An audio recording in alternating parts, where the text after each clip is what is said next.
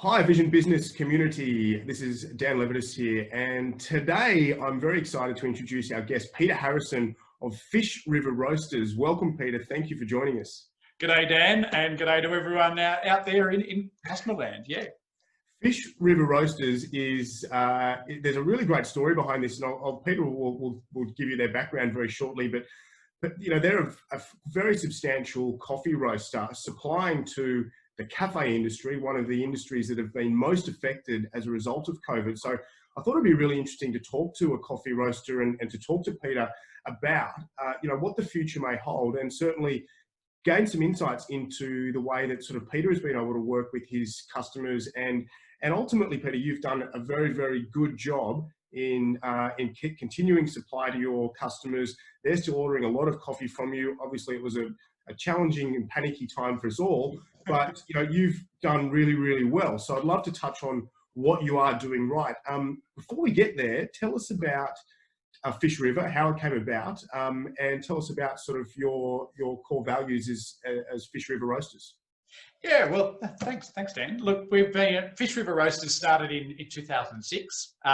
Before that, I was roasting coffee for my own cafe set up, and we sort of started roasting coffee back in 2000, and eventually the coffee roasting side grew and grew, and we decided that it was time to sell the cafe and set up as our own independent roastery. And we set up on the Fish River, which is where we live at O'Connell, just outside of Bathurst. Sort of, if you're selling property, it's the western border of the Blue Mountains, but you know, that's if you're in the real estate caper. It's actually just a nice little valley with a river running through it. And we set ourselves up there and pretty much just gradually grew with a focus predominantly on regional cafes and restaurants. So most of our customers are sort of spread out through the Blue Mountains into sort of Mudgee, Orange, Bathurst, out into the Central West and up into the Hunter Valley and down sort of into Wagga and Griffith and Leeton and also down on the South Coast. So we've sort of got this donut of influence around Sydney. We've got some customers in Sydney, but most of our customers are spread out across the state. So we look after sort of regional customers. That's our core business. And I think to give people the scope of the size of coffee roaster you are, how many tons would you be doing a week? Look, well, it's been a little up and down this year, I'd have to say. But on average, we sort of bounce around somewhere between 1.5 tons to a bit over 2, depending on the week and you know, everything from the weather to the time of year. So it does sort of bounce around a bit. So if everyone sort of reverse calculates that, you know, depending on your shot size and things like that, I imagine you're getting sort of 40 to 60 cups per kilo, 1,000 kilos in a ton. So if you do the math on that, there's a lot of Fish River roaster coffee that's being drunk every week. Yeah, that's interesting when you do the numbers. It is a lot of cups out there per week, and really we're just about trying to maintain consistent quality out there amongst our cafe owners, and really trying to help them with machinery and training. So keeping the machinery working well, particularly you know big focus on grinders and machines cooperating, and then also making sure that the staff at those places that are well trained. And we're sort of keeping up with the hospitality being what it is. There's a reasonable turnover in staff. So trying to keep everyone up to speed, particularly with relating to shot quality and milk texture. So we've sort of got the coffee business as our main, and then we've got all this supporting things that we do around coffee machinery and espresso machinery, and then obviously barista training outside of that, and a little bit of cafe consulting as well. Just wow. Cafe owners, yeah. Wow. So how has the COVID crisis impacted your business? I know that's a very, a fairly obvious sort of question, but, you know, because all of your clients predominantly, well, the majority of your clients are cafe owners, and they've certainly been the ones who've been struggling pretty incredibly. How has that impacted your business, and how have you found yourself communicating with your customers now? Yeah, well, that's a really good question. And look, you know, if you wind yourself back in time to late March and early April, it was actually really scary, you know, for us and our customers, because the shutting down and allowing of takeaway only, we weren't quite sure how that was going to work. And obviously everyone was very cautious about going out at that point. Lockdown was taken very seriously by a large chunk of the population. So April was a really tricky time in terms of trying to work out what the new normal would be. But look, fortunately, then towards the end of April and into May, things sort of became a little more of a pattern for people. There's a bit more confidence. Certainly those that had maintained the opening hours, or even if they'd shortened the opening hours and just restricted to takeaway, really started to pick up again. In some cases, some of our customers were doing more than they were doing in the general sort of scheme of things, just on the takeaway side. And then, of course, the regulations started to change, and there was more and more allowances in terms of customers, and then there was the great restocking in June. So talk about a roller coaster. We were sort of, really sort of trying to work out how we were going to handle things in April, and then by early June, I was sort of on the phone to everyone saying, how many extra hours can you work to sort of keep up with demand? So look, I suppose it's a really different business situation than anyone's really ever been in before, where things were changing week by week there for a while, both government regulations as well as public opinion. And look, who knows what the rest of the year is going to hold. 2020 certainly proving itself to be something that no one can really forecast much beyond a few weeks, let alone a few months. So we're just pretty much preparing to roll with the punches to see how the rest of the year unfolds with regards to COVID and openings, as well as potential closures down the track. Who knows? It's a great attitude to have, Peter, and I take my hat off to you. How would you find, there is that saying, coffee is recession proof. And, I think technically we are in a recession, I think recession is defined as 2 down quarters in a row. So we did qualify for that credential. What do you think about that statement? Do you think that is still a fair statement to make? Because whilst this recession has been driven by a pandemic, it's still been a recession, and we've still had the same economic sort of challenges, especially in the retail sector. What do you think about that moving forward as a statement? Is coffee recession proof? I think perhaps recession proof might be a little strong, but I think it's recession resistant, definitely. I think people still find room for the little $3.50, $4.50 kind of luxury in the morning. They might not be buying a new car, but they certainly are all going out to dinner quite so much in the middle of all of that. But they were certainly still sort of keeping up with a cup of coffee. So things dropped away a little bit, particularly initially in that April period. But then it certainly seemed like people were still happy to get out and about and confident to get out and about. So to a certain degree, definitely recession resistant, to the point of being recession proof to a certain degree there with coffee. Yeah. Okay. How have you personally managed this? Obviously you're seen as a leader, probably by your staff members, and probably someone to look up to from your customers, to someone to look to for advice, and for your customers might be searching for confidence or a sounding board. How have you found, obviously, managing the struggle of what may happen in your own business, and also playing that sort of leadership role? Well, we're really lucky in that we've got the guys here. Most of the guys here that work with us at Fish River have been with us, up over 10 years. Some, 6, 7, and 8 years for some of them. So, we had a lot of good, solid team meetings, and we worked hard on the internet sales side of things, because obviously with some customers closing and a lot of people, particularly working from home, we sort of tapped into the internet sales. They sort of really took off for us, which we then tried to sort of, one of our weak points that we'd identified 6 months, a year ago, was that we really hadn't been consistent with our social media presence. That we'd post some things here and there, but it was really a bit how you're going. And we found a really good guy here locally, here in Bathurst, who really helped lift our game there. And we put out a lot of videos. We'd already sort of started a bit of that towards the beginning of the year before the COVID thing really kicked in. Back in the bushfires, remember those? That was a crisis of years gone by, it seems. But back in the bushfires, we really started sort of working with some of our customers, trying to help a few of those people along, and then putting a bit more stuff on social media. So when the closes really happened, our internet sales sort of took off, and then we were able to actually really put some time into getting a bit more of a social media presence going and getting some videos up, and that seemed to work really well for us. So that helped sort of cushion the downturn, if you like, of sort of April, and then it seems to have maintained sort of pretty well for us all the way through May and into June. So fingers crossed we can just sort of keep going with our social media and working with a bit of new expertise in that area, and hopefully keep the internet sales bumping along as they are. Yeah. So that's just fantastic. It's funny that I guess it's to be expected. A lot of people are still needing to drink a cup of coffee, so they're still interacting with you, but they're buying online, which is fantastic. And you said that you really upped. There were two things you did. You upped your social media, but you also upped the amount of meetings and interaction you're having with your staff. Yeah.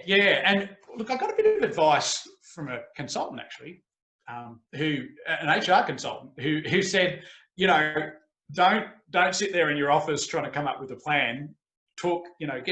Have a staff meeting every week to start with, and every couple of weeks, and that actually turned out to be a really good piece of advice, because I didn't have all the answers, obviously, but at least I could sort of say, hey, I think this is where we're going, and then we could take ideas from everyone. And bear in mind, the staff here have got a lot of different experience, and so we're able to sort of be honest with everyone about where we were, answer any questions that might be worrying people, rather than leaving it in the unknown and people filling in the gaps, sometimes perhaps incorrectly. So we really sort of gave everyone a bit of an idea of how we were traveling, what our break-even points were, where we were relative to that, and then we're able to sort of come up with plans sort of as the weeks went on. And then we still have kept that up. We've still managed to find time every couple of weeks just to have a good staff meeting, and that's been not so much me sort of laying down the law as much as hitting, a few topics, getting ideas from everyone, and then incorporating plans from there. So that's been quite collaborative. Yeah. Sorry to interrupt you there, because I just wanted to touch on one point, Peter, which I think is a really important point, and perhaps a lot of business owners don't do this enough. This time has been obviously not just very stressful for business owners who carry the brunt of the risk and the responsibility and the stress of running the business, but it's also been employees for the first time have experienced a different degree of stress just interacting with a business as an employee, because the level of uncertainty for them has increased pretty substantially. And so what you said was that actually one of your solutions was to actually be a little bit more transparent around things like break-even points, almost as a method of helping them to connect to the problems that the business is going to face and be accountable for different behaviours or whatever they may need to do. That I think a lot of business owners, I know a lot of business owners don't do. So well done for doing that. And how did you find the employees sort of responded when they knew what break even was, for example? Oh, really well. And look, to be fair, I've been pretty slack with staff meetings. Like, staff meetings and reviews were not a strong point of ours in normal times. Normally we're just, flat chat and, bouncing around. And we actually decided to really make some time. We had a little bit more time on our hands, which helped. But after a while, I realised the value of that was, really quite. It sort of meant that we were all in it together, that, we were just basically going, right, we need to, to break even, we need to roast this many kilos a week. And, this is how many we roasted last week. This is the projection for this week. And then we were sort of, that helped everyone understand where we were heading. And it just meant that, that uncertainty, because I think, like you say, all of a sudden, everyone was thrown into, gee, what does the future hold? And I think that's, it was nice to be able to talk through and give some solid numbers around where we were at. And it also meant then everyone started to sort of go, particularly in April, we were sort of able to go, okay, well, if we cut back a few hours here or there and sort of share that load, then, you know, everyone's a bit on an even keel. And then by the time we sort of got into May, we were sort of back, you know, by the end of May, certainly sort of back into sort of normal programming as much as that could be. So, yeah, it was, and again, I got good advice. I got good advice from an HR consultant, and I'm glad she was able to sort of go, hey, this is a, you know, a great idea. If you can just communicate, fill in the gaps so that people don't worry, that they can ask the questions, they know exactly where we were standing as a business. Yeah, I think they're words to live by. Fill in the gaps so you don't leave them to fill in their own gaps. Yeah, spot on. You know, because, and I think that's what would have happened, you know, in any business if everyone, I think, would fill in those gaps, and sometimes that would be correct, and other times it would be not so much. So, and that could lead to a bit of worry and greater uncertainty than there need to be. I think this way everyone knew that they'd be getting a report each week about where we were, and then we'd all be able to sort of adjust ourselves to that new reality week by week. Fantastic. Well done to you, and it's a testament to the fact that, you know, you're sort of back having really good performance. Yeah, and that was really, I guess, what came out of it was that, you know, a lot of the really good ideas, particularly when it came to social media content and it came to how we're going to handle, you know, deliveries and even just the mechanics of sort of keeping everyone healthy. A lot of the really good ideas came from the guys who were doing it every day. So, you know, it was just good we're able to incorporate all that, take the good ideas that the guys had here at Fish River, and that became our plan from each week. Yeah. Wow. So this whole thing has almost stimulated this whole new sense of interaction with the staff and connection to the staff, to the business. Yeah, I think it made me realise how important it was to lift our game in that respect. You know, from, you know, the point of view of being the owner manager, you know, to actually take the time and really rework both the staff meetings in general, and then also change the way we were doing staff reviews. Because again, I was pretty awful. I think it was a bit of an Achilles heel. You know, we would have a staff review every 6 months, and again, thanks to Martha, our HR consultant, who came along and said, well, look, you know, 6 months is just too long. You know, people's ideas about how they, you know, will be coming and going and getting lost. So, you know, have more reviews that go for less time more often, you know, so have at least either once every 2 weeks or once every 4 weeks, have it for a set time, make it quite specific, and you'll get more out of that process. So I think in that respect, again, it was, and that's where we're sort of kicking off with more regular reviews, more regular staff meetings, but shortening them down so we get sort of, you know, the more value out of the time that we have allocated for those. Yeah. Okay, so on to, I guess, I'd be really interested to hear about how the dialogue has changed with, you know, your customers during this time, and what sort of changes have you found on the customer side of things that and you know, how have you had to adapt potentially new ways of invoicing or you know, being creative about, number one, supporting your customers and making sure they'll still be there, but obviously also two, remaining at a minimum at break even?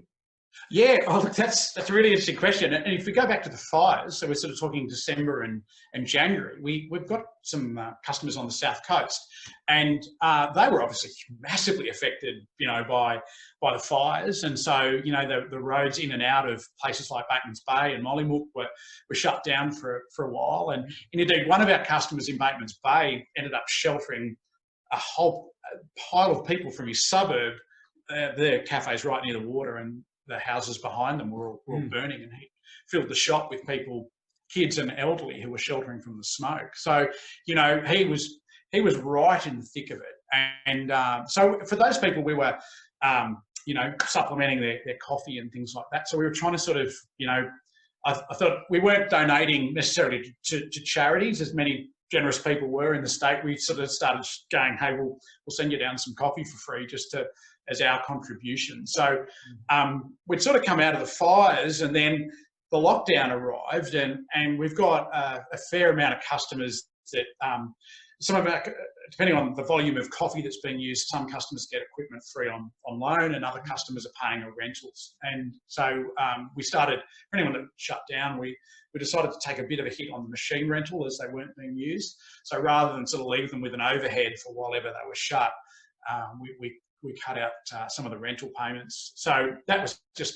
as much as, it's not talking about a massive dollar figure, I suppose, but it's just a gesture on our part to say, hey, we're not going to charge you money while there's nothing coming in, and we're happy to sort of share a bit of that pain. So we were sort of really trying to help in that respect. And then the really interesting thing that happened from a customer point of view is those that stayed open, some of them shut contained their hours down. So, instead of, say, being open at 6 in the morning and then running through till 3 in the afternoon, some sort of opened at 7 and closed at 12.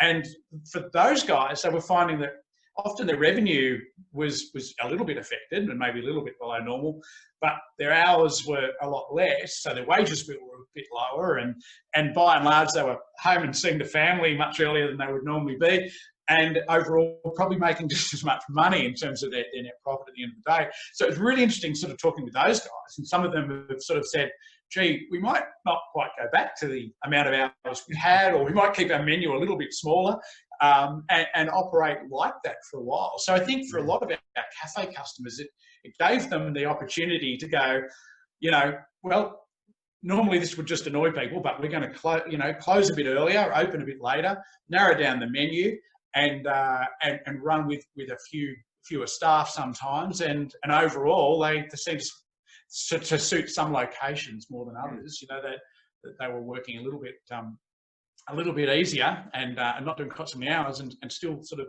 being quite viable financially. So we sort of worked with a few of those guys in terms of hints and tips and as to how that might work. So that was a really interesting time, to be honest, to sort of talk it through with some of the cafe owners as to how their business had changed as well. And did you find that they were, were they sort of leaning on you or coming to you for help or advice, or I've got a problem but I really don't know what my solution is. How did you find dealing with them generally when obviously, financially they would have been, very stressed, and they're probably carrying pretty enormous overheads compared to, some of our other industries? Yeah, look, I think that, particularly when the takeaway only option was there. For some of our customers, they were well set up for takeaway, and that was kind of, okay. But for some that were then having to reorganise their business so that it did work as a takeaway, we spent a fair bit of time talking with those people. We do, as I mentioned, we sort of do a little bit of cafe consulting as well. And we spent a fair bit of time talking with those guys about how to rework some of their business, and certainly in terms of how the menus might change and how that might work.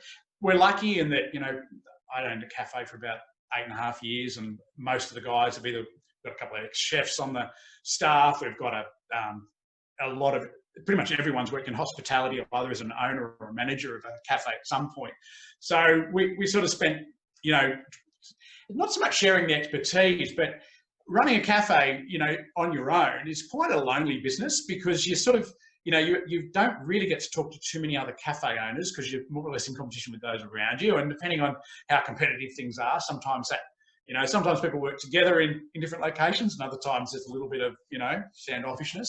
Yes. So I think a lot of them just wanted a sounding board to say, hey, I'm thinking of doing, closing earlier. What do you think? I'm thinking of closing on a Sunday. What do you think? Or, how do you think my pricing is on a new takeaway menu? So we spent a fair bit of time chatting with our customers along those lines, just the mechanics of trying to get a good workable takeaway menu out there, and then trying to work out also, and I guess also that particularly in April when, the JobKeeper was coming in, and everyone's a little bit unsure as to who qualified and who didn't. So just trying to stay on top of the rules and regulations. Not that we were, like authorised to give advice on JobKeeper, but at least staying on top of where the government was with the rules and regulations around that, which was a big help to a lot of cafes as well. Listening to you talk, you just have such a fantastic energy, and I think that is so critical in a role like yours, where you are there being the leader for staff, being potentially the solution for your customers. And I think it really shows you're a perfect example of what it takes to run an SME business successfully in times of crisis. It's just fantastic to see, Peter. I know this is the third time I've said this, but I definitely take your hat off to you. But I might just be over caffeinated, Dan. That's the other thing. I do drink way too much coffee on a daily basis, so that's some energy there, We'll have to do this again at 5 o'clock in the afternoon when you're on your down and you haven't had a coffee for a couple of hours. Probably nodding off at the desk. Yeah. Did you find yourself, I guess, vertically looking at your supply chain? How did you find yourself leaning on your suppliers, if at all, and what challenges did you have in that side of the supply chain? Oh yeah, that was really interesting, and it probably didn't, in all the news stories, it didn't really kind of break, but basically you have huge volumes of coffee coming into the country. So green coffee, raw coffee, sort of coming in from places like Brazil and Colombia and whatnot. So all that was in containers on ships, and then you had everyone stop ordering. So there's these enormous warehouses, the wholesalers that bring in coffee, and all of a sudden they're trying to slow down delivery. And so no one really knew. There was a point there where normally we would forward buy our coffee on contract. So we'd say, right, for 6 months we need this many bags at this price. And we were looking at doing that because we then couldn't predict what we needed. And then when we were going back to the brokers, they were going, well, Australian dollars up and down all over the place. And then the growing countries don't really know how much coffee they're sending out and how the harvest is going to go. So there was 3 or 4 weeks there where it was really quite uncertain as to how much coffee, whether we're going to have an oversupply for a little while, and then vice versa, when things kicked off quite rapidly again, whether there was going to be a bit of an undersupply. And there was a bit of a shortage, particularly in Colombian coffee, for reasons probably more related to the port in Colombia not quite getting enough containers. Like they were fair enough having a bit of a COVID go slow where they're being very careful around hygiene. So there's all this sort of bit of a backlog in the chain. So at a wholesale level, all these sort of raw coffee beans were, first oversupplied and then a little undersupplied, and then the uncertainty where the dollar was going really threw a bit of chaos into the coffee market behind the scenes. That's all seems to have settled down a little bit now. So I think that's sort of back to kind of normal.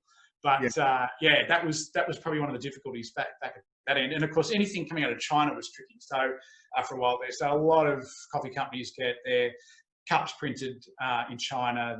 So the takeaway cups, and their bags and a lot of the promotional material. So we've actually just started a bit of a shift where we're just about to get our cups. There's only one company that really makes cups in Australia at the moment, I think, and we're just about to get a line of cups, takeaway cups, done with them. So that sort of shifted our thinking a bit, and that we're going to try and move as much of our supply chain onshore where we can. It's not possible across everything, and obviously most of the world's coffee is grown everywhere but Australia.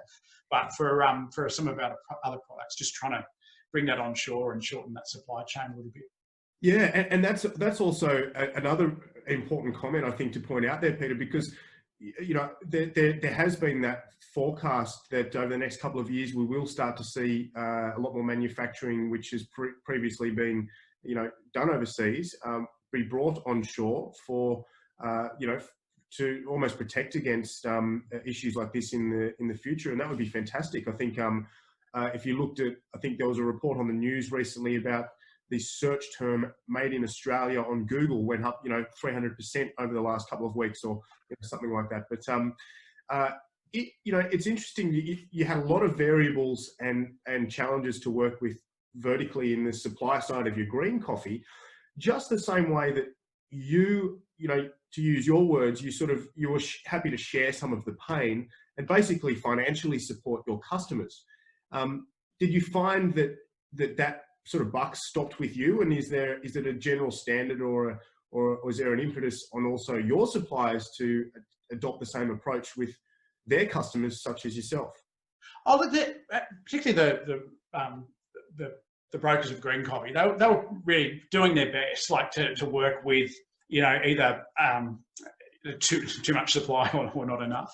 So that's where I think the relationship back into the supply chain is really important. Is that not that they were sort of, I suppose they were rationing. They were just sort of being careful about their distribution, giving us the heads up on what was going to arrive when, so that we could sort of roll with it a little bit. And yeah, I think that's where sort of having a good relationship with the people in the supply chain really sort of helps, in that they, as best as they could, they were sort of looking after us and at least giving us a bit of a heads up on delivery times and when they were expected. And the port situation was a little bit tricky in Australia as well, in that, typically what might have been offloaded and out the door in, 3 or 4 days was stretching out. This quarantine was stretched out, and customs were obviously playing a lot more closer attention to containers coming into the country. So, just working with those delays and trying to work with our suppliers to sort of minimise the impact on us was as it worked out, quite good. Yeah. Okay. So finally, Peter, well, I have 2 more questions for you, really. What would you say was the biggest positive thing that came out of this whole experience for you and for Fish River Roasters? Oh, I would say that primarily it was, I thought we'd always had a really tight team, but I think working out how to work better as a team, that was probably number one, is really sort of getting a bit more communicative, getting more ideas, and really sort of opening up a bit more about our business and what we're all trying to do. And then number 2 was the social media side, and actually after years of knowing we weren't doing it well enough, really sort of upping our game there and getting our mojo going a bit with the social media, and then seeing that sort of directly kind of impact on the internet sales as well, and thinking, no, we really should be putting time into this, and actually, like, we all enjoy it. Like, it's kind of, now that we're on got a bit of a roll on and a bit of a pattern, we've done some barista training videos, we've done, about to do a video about how sort of the roasting process works for us. So everyone's sort of, throwing themselves into the ring a bit. So yeah, so it's given us a chance to really develop on those things as well. Look, it sounds like it sounds like the perfect example of a very, a typical SME sized business. It's a true success story where you've used this time to come out stronger the other side. And interestingly, you are starting to see that actually in your business performance as well, even though your focus has been on, the smaller, simple things, social media, interacting with the staff in different ways. It makes you realise sometimes, you can make it really complicated. You can keep a little bit, get the simple things right, get the fundamentals right. So it's sort of, we sort of come full circle. And when we've grown, like, we grew from, just me and my wife, and then, we had Joe the roaster and Sandra the trainer, and, when you're small, it's like a staff meeting all day, every day. Everyone knows what's going on. And then as we've sort of grown, to that 9 staff, and, trying to keep everyone in the loop and make everyone, help everyone understand where we're at. Just make you think, oh yeah, what works when you're this size doesn't necessarily work when you're a little bit bigger. Yeah. Yes. Yeah. Well, look, we'll definitely post. I'm going to, we've done the same thing. We were like, oh, social media, what's that? So I think that was the natural place for a lot of business owners to go, is to, let's just focus on what I can focus on from home digitally, and that is, social media and things. But I'll definitely post some links to your handles so that people can connect with you on social media. Folks, if you want some tips on making coffee, there are some great tips. There's some great barista training there. I'll post them down in the comments below. And one final thing, Peter, what would be your best, make it at home coffee tip for anyone making coffee at home and not particularly happy with what comes out the other end?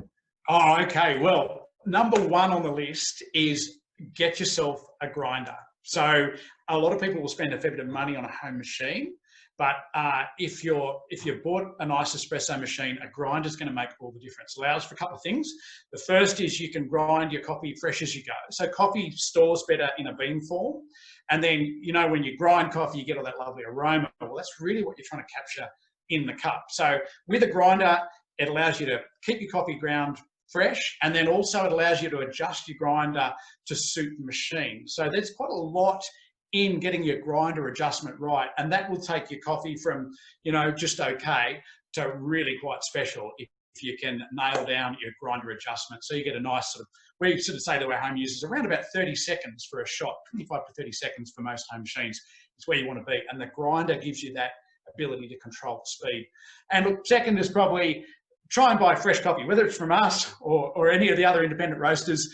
It makes a big difference if you're using it in that sort of window of about a week to 3 weeks out of the roaster. And good coffee companies will put a little roast date on the bottom of the bag. If you're seeing a use by date that's, you know, best before June 2021, then it's probably not going to be too flash, you know. So try and look for any of the sort of roasters that are giving you a roasting date and keeping in that sort of 7 to sort of 3 weeks out of the roaster. That's sort of when most coffees will hit their peak.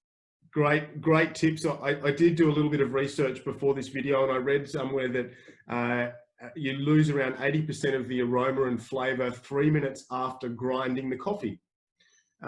So that obviously is as to your first tip, which is always grind your own coffee.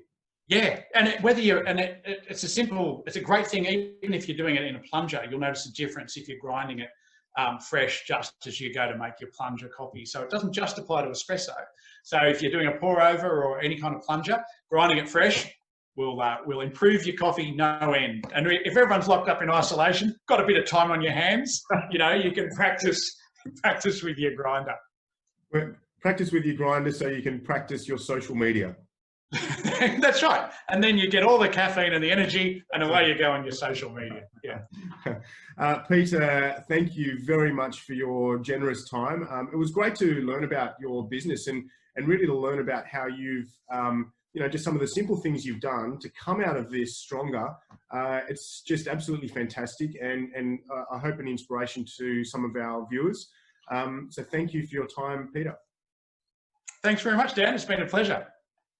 Vision Business Community, that's Peter Harrison of Fish River Roasters. Thank you for your time as well, and we look forward to more videos. To connect with Peter for anything coffee related, we'll post his details down below, and don't forget to get in touch with or connect with Fish River Roasters via their social media channels, and we'll post those as well.